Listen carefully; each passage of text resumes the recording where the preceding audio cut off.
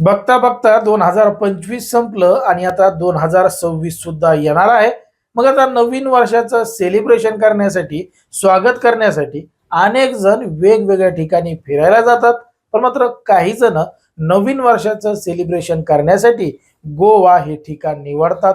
मग गोव्याला जाताना नेमकी काय काळजी घेतली पाहिजे, कशा पद्धतीनं सावध राहिलं पाहिजे, खरंच त्या ठिकाणी फसवणूक होते का, त्या ठिकाणी घेतल्यानंतर कुठल्या कुठल्या गोष्टीची काळजी घेतली पाहिजे, हेच आपलं सविस्तर या व्हिडिओमध्ये बघायचं.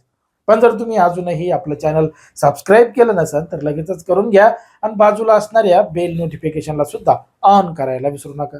कसं आहे माहितीये का, जर नवीन वर्षाचं सेलिब्रेशन म्हणलं, स्वागत म्हणलं, 31st ची पार्टी म्हणली की अनेक जण गोव्याला जाऊन सेलिब्रेशन करायचं ठरवतात. मग गोव्याला जाण्यासाठी अनेक पर्याय आहे. कोणी ट्रेननं जातं, कोणी विमानानं जातं आणि कोणी गाडी घेऊन जातं. म्हणजे कसं, 4-5 मित्र जमले आणि कुठं जायचंय की लगेच गोव्याला जायचंय म्हणतात आणि लगेचच निघतात.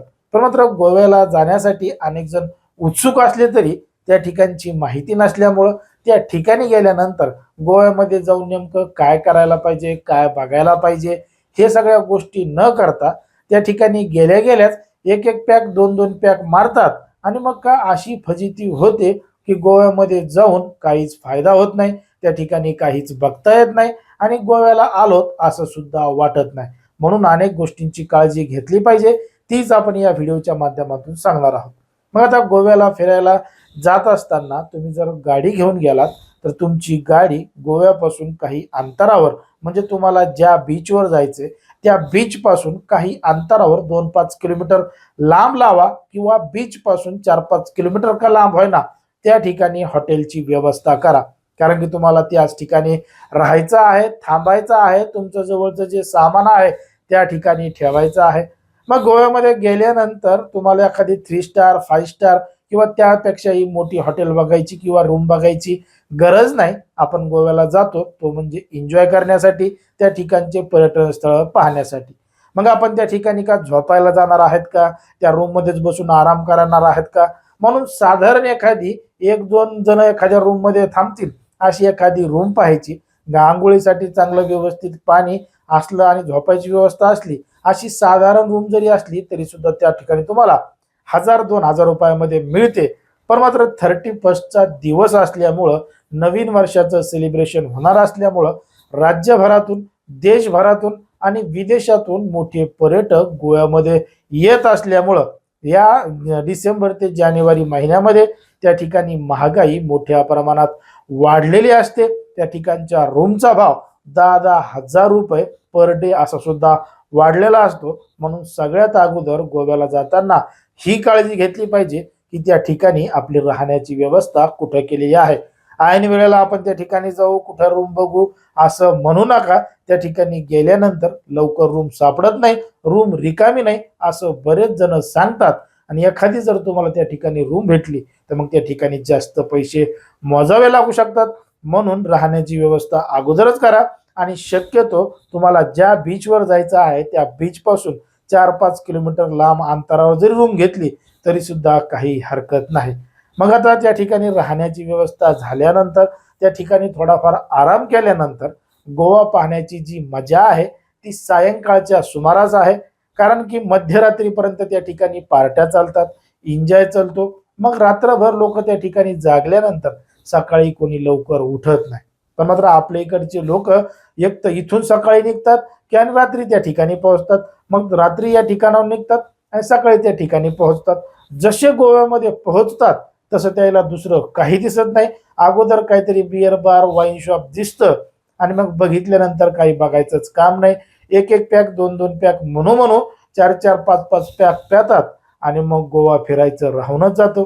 त्यामुळं हे सगळं करण्या अगोदर तुम्ही त्या ठिकाणी तुमची राहण्याची व्यवस्था केली पाहिजे. दिवसभर त्या ठिकाणी आराम केला पाहिजे रूमवर आणि मग 5-6च्या दरम्यान रूमच्या बाहेर गोवा फिरण्यासाठी गेलं पाहिजे. मग गोवा फिरत असताना, मार्केटमध्ये जात असताना तुम्हाला अनेक लोक त्या ठिकाणी थांबू शकतात, अडवू शकतात, इकडे या, इकडे या असं म्हणू शकतात. मग आता त्या ठिकाणच्या लोकांचं तुमच्यासोबत काय काम आहे, तर ते नवीन लोकांना बघितल्यानंतर जवळ बोलवतात, इकडे या म्हणतात. 1000 रुपयामध्ये तुम्हाला महिला देतो, तरुणी देतो, एकदा बघून तर घ्या. आतमध्ये चला, पसंत पडलं तर ठीक आहे, नाही तर वापस जा, असा विनंती आग्रह करतात. काही काही जण तर त्या ठिकाणी मोबाईलमध्ये फोटो सुद्धा दाखवतात आणि 1000-2000 रुपयामध्ये तुम्हाला तरुणी देतो असं सुद्धा सांगतात.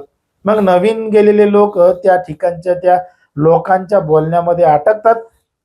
चला बघायला काय हरकत आहे म्हणून त्यांच्या सोबत दुसऱ्या ठिकाणी रूम मध्ये जातात आणि त्या ठिकाणी गेल्यानंतर त्यांच्यासोबत फसवणूक होते, त्यांची आर्थिक लूट होते. अशा सुद्धा घटना या सीझनच्या काळामध्ये मोठ्या प्रमाणात घडतात असं बऱ्याच जणांनी सांगितलेलं आहे, असं सुद्धा आपल्याला माहिती मिळते. पण मात्र हे सगळं टाळण्यासाठी त्या ठिकाणी कोणत्याही व्यक्तीच्या नादाला लागू नका, कोणत्याही महिलेच्या तरुणीच्या भावनेमध्ये येऊ नका किंवा त्यांचं बोलणं ऐकू नका. आम्ही या ठिकाणी फक्त पर्यटन बघायला आलो आहोत, 31st एन्जॉय करायला आलो आहोत, हे त्यांना त्या ठिकाणी सांगा आणि तुमचं तुमचं नीट बीचच्या दिशेनं निघा.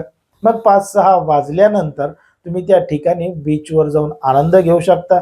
जर तुम्हाला ड्रिंक करायचे असेल तर बीचच्या बाहेरच काही त्या ठिकाणी वाईन शॉप आहेत, बार आहेत, त्या ठिकाणाहून जर तुम्ही घेतली तर मात्र त्या ठिकाणी तुम्हाला स्वस्त मिळू शकते.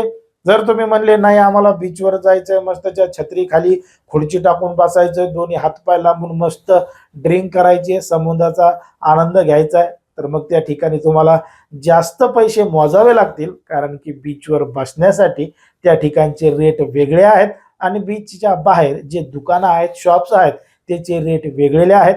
हे तुम्हाला आधीच माहीत असलेलं बरं. त्याच्यामुळे जर तुम्हाला ड्रिंक करायचं असेल तर इकडे करा आणि तुमच्याकडे जर जास्तच पैसे असतील तर मग तुम्ही कुठेही करू शकता, त्याच्यामध्ये काहीही वाद नाही. मग त्या ठिकाणी गेल्यानंतर, गोव्यामध्ये गेल्यानंतर वेगवेगळे बीच पाहत असताना उगाच विनाकारण कोणाच्या नादी लागू नका, दुसऱ्यांना त्रास देऊ नका किंवा आपल्यामुळे कोणाला त्रास होईल असं सुद्धा होऊ देऊ नका. नाहीतर मग कसं आहे, आपल्याकडच्या लोकांना 2-2, 4-4 पॅक मारले की मग ते कोणाच्या बापाला घाबरत नाहीत. हे असं म्हणतो का, ते तसं म्हणतो का, असं वेगवेगळ्या लोकांच्या नादी लागतात आणि विनाकारण त्या ठिकाणी वादविवाद होतो. त्यामुळे आपण त्या ठिकाणी का वादविवाद करायला गेलो नाही, आपला मोठेपणा दाखवायला गेलो नाही. त्याच्यामुळं आपल्याला जो एन्जॉय करायचा आहे, जे जे पर्यटन स्थळं बघायचे, वेगवेगळे बीच बघायचे, ते बीच त्या ठिकाणी बघितले पाहिजे आणि एक वेगळा आनंद घेतला पाहिजे. आणि आपण सुद्धा सायलेंट राहिलं पाहिजे, अतिरिक्त दारूचं व्यसन किंवा ड्रिंक केली नाही पाहिजे, असाच सल्ला आपण या ठिकाणी तुम्हाला देऊ. मग तुम्हाला जर बीचवर बघितल्यानंतर काहीही मजा आली नाही किंवा काही आनंद घेता आला नाही तर तुम्ही त्या ठिकाणी बारमध्ये किंवा पबमध्ये, क्लबमध्ये सुद्धा जाऊ शकता. टिटोज लेन नावाची एक त्या ठिकाणी लेन आहे, बागा बीच पासून काही अंतरावर आहे. या टिटोज लेनमध्ये सुद्धा अनेक पब आहेत, क्लब आहेत, बार आहेत. त्या ठिकाणी जाऊन तुम्ही एन्जॉय करू शकता, डान्स करू शकता आणि त्या ठिकाणी सुद्धा ड्रिंक घेऊ शकता. म्हणजे पबमध्ये, बारमध्ये त्या एंट्री करण्यासाठी काही कुपन असतात, त्याची ठराविक रक्कम असते, पण मात्र त्या कुपनवर लिमिटेडच तुम्हाला काही ड्रिंक मिळते. मग त्या लिमिटेड ड्रिंकमध्ये तुम्हाला काही होणार नसेल तर तुम्ही बाहेरूनच 2-2, 3-3 पॅक मारून जायचे आणि तिथे गेल्यावर एखादा पॅक मारलं तर सगळं काही सुरळीतपणानं होईल. पण मात्र तिथं जाऊन तुम्ही करायचं म्हणलं तर उगाच पुन्हा जास्त ड्रिंक व्हायची आणि तुम्हाला त्या ठिकाणी काही सुधारायचं नाही. म्हणून ही सगळी काळजी घेतली पाहिजे असं एकंदरीत आपलं या ठिकाणी वाटतं. आणि विशेष करून त्या ठिकाणी अनेक जण तुम्हाला महिलांचीच आणि तरुणींचीच ऑफर देऊ शकतात. त्यामुळे अशा कुठल्याही गोष्टींच्या नादी न लागता आपण त्या ठिकाणी फक्त एन्जॉय केला पाहिजे, ड्रिंक सुद्धा जास्त केली नाही पाहिजे आणि कोणाच्या सोबत वादविवाद घातला नाही पाहिजे, असं एकंदरीत आपल्या या ठिकाणी वाटतं. म्हणून 31st जाताना गोव्यामध्ये गेल्यानंतर ही सगळी काळजी घेतली पाहिजे.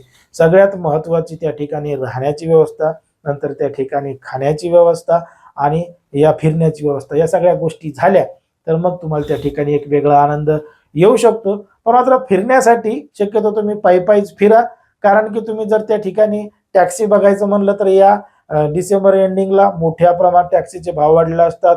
जर तुम्ही त्या ठिकाणी इलेक्ट्रिक स्कूटी घ्यायचं म्हणलं तिचे सुद्धा भाव मोठ्या प्रमाणात वाढलेले असतात.